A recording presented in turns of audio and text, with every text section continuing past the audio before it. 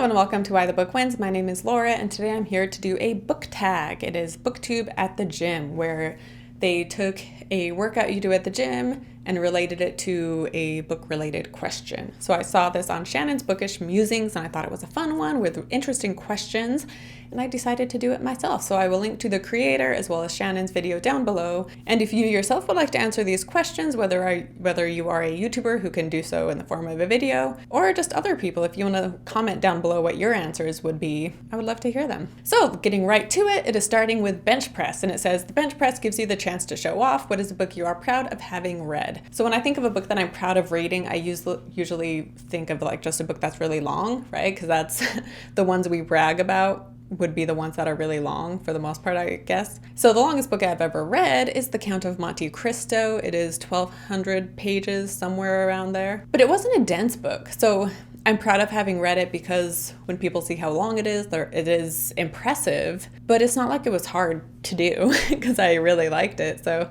I'll say that one just because it is long, but don't let the page count deter you from reading it though, because it is definitely worth your time. It's a fantastic book. There's a reason why it's still in print today and so many people are still talking about it, centuries later. But yeah, I will say The Count of Monte Cristo. Next one is Leg Day. Lots of people like to skip Leg Day. What is a book, author, or genre you have skipped because you don't think you can handle it? So again, going back to just really long books, even though The Count of Monte Cristo was long, it wasn't dense, so it's easy to read. So books that I have skipped would be the books that are long that I assume are also dense.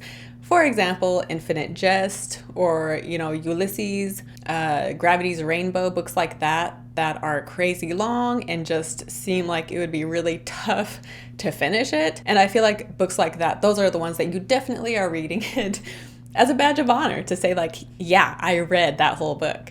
And I'm sure people who have read any of those, I see good reviews for them all the time on Goodreads. Not all the time, because it's not like people are always reading these books. But when I've looked them up, people who have finished the book do tend to love them. And I think there is something about when you spend a lot of time in a book, it's almost like inevitable that you will end up loving it by the time you're finished, partly it's just feeling proud of yourself for having finished it, but there's something about it that I think you will be left feeling positively about the book, unless you DNF it or something. So I'm sure if I read one of those books and made it through it, in the end I would probably give it a 4 or 5 stars. But anyway, I'm kind of rambling, but those books just seem too daunting and too much of a slog to some extent, and I'm skipping them. By the way, I love Leg Day. I don't know why that's like one people skip. I think my least favorite thing to work out are probably my arms. But anyway, so next up is crunches. Crunches, we all know they are good for us. What is a book you read because you need to gain a better understanding of literature, your work, or history? So nonfiction books, I guess, as well as self-help. I don't read a ton of self-help, but I guess it's all relative. I do have a whole video about self-help if you would like to watch it. But I do like the more science-based ones that talk about like what is happening in your brain and how these things like actually affect you. I've read some self-help books that were incredibly helpful and I'm glad I read them. So self-help books, I guess, is what I would say. And then moving on to the treadmill. The treadmill is all about endurance. What is a difficult or long book that you have powered through? A long book I have powered through. I mean, most recently, a book I had to power through wasn't even long. Extremely Loud and Incredibly Close, I believe, is like somewhere over 300 pages, which is like average page length. But that book, I really had to force myself to finish that one because halfway through I wanted to stop reading, which I remember hearing they were talking about another book and they were like, I don't know if this book caused me to go into a reading slump or if I just happened to be in a reading slump while reading this book. It's like, did the book cause the reading slump, or what came first? But I think I hit a bit of a reading slump while I was reading this book, so I don't know if the book's fault. I don't know if the book put me in a reading slump or what, but I really had to power through that one because I did not want to finish it, but I did. Looking back, I'm kind of like, I could have just DNF'd it. Like, who cares? I didn't even like the book, but I had to force myself to just power through and finish that one, even though it wasn't even that long. But that is the first one that comes to mind. Next up is Lat Rows. This is all about feeling good about yourself. What is a book, an author, or a genre you read because it brings you joy?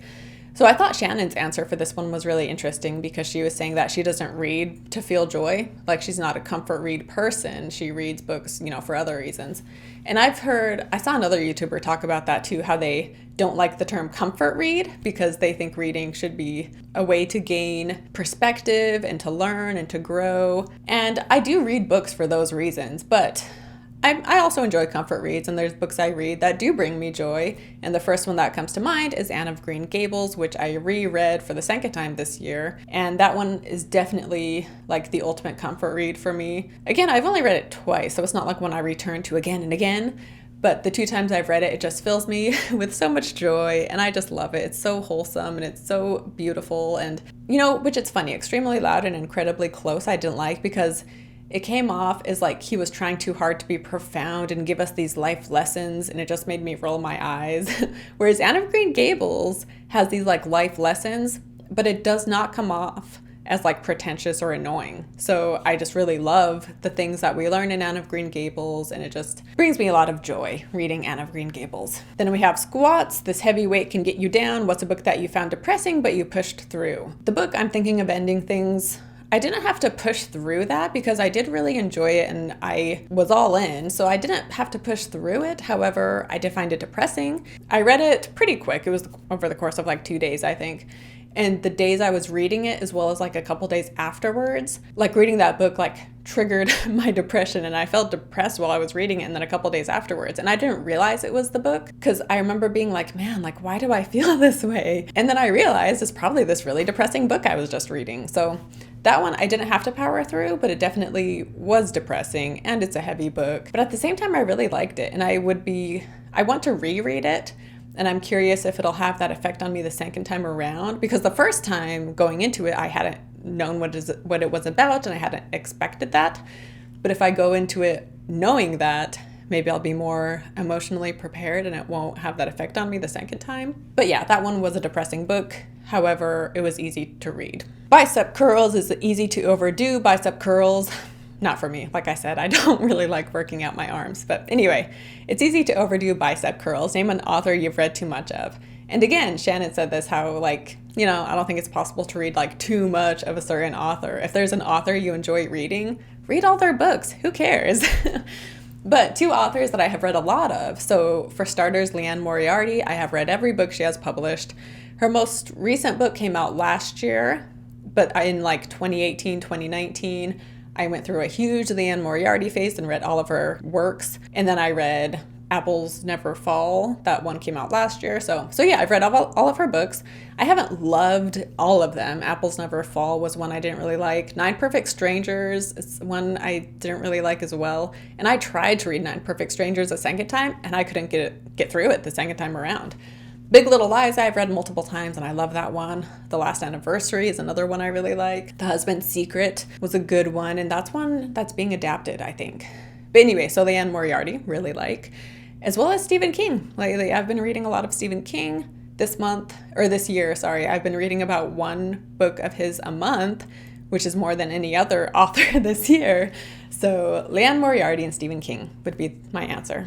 Then we have Tricep dips. The triceps are too often ignored. Name 3 authors you need to read more of. So a bookish confession of mine would be that I have never read a single book by Jane Austen. I know, I am like surprised I never have. I want to, but not enough to actually do it. Persuasion is coming out in July, so I think I want to do a book first movie for that. However, Persuasion comes out on July 15th, and 3 different movies I want to do a book first movie for come out on July 15th. So I'll have to stagger that because I can't like release them all soon after July 15th. But yeah, so Persuasion is one of those. I don't know if I'll be releasing my book first movie soon after it comes out, or if that'll be one that gets pushed back. Not really sure how I'm going to organize those 3 movies I want to cover. But anyway, if I do that, Persuasion will be the first Jane Austen book I've ever read. So yeah, Jane Austen, as well as China Melville. I think I'm saying his name wrong, but whenever I talk about Jeff Vandermeer, I have people recommending China Melville books because his are also like the weird magical realism, new weird fiction.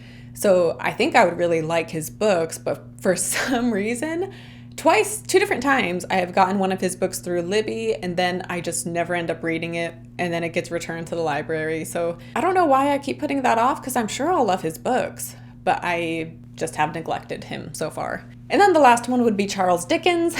Two of his books I started this year. Well, I read A Christmas Carol last year, but that one is so short. But I loved A Christmas Carol. And then this year I started Great Expectations and I started David Copperfield. And both of them I really was enjoying, but I ended up not finishing either one. It's not like a DNF though, because I do plan on returning to them. I don't know when. So I haven't neglected him because I've at least read A Christmas Carol and I've started two of his books. I just haven't finished them. So Charles Dickens is another. And then the last one is tag some people to share their literary workout routines. I will just leave this open-ended again. Even if you don't have a YouTube channel, I would love to hear your answers down below. The questions will be in the description box so you can copy and paste and give me your answers. And yeah, if you're a fellow booktuber, I would love to see your video and you can tag me in it so I can check it out. I will be tagging Shannon since she is the one who did this video that I saw. And yeah, thanks for watching. Don't forget to subscribe to my channel and like this video and follow me on Instagram and Goodreads and everywhere and everything. So thank you again and I will see you next time. Bye.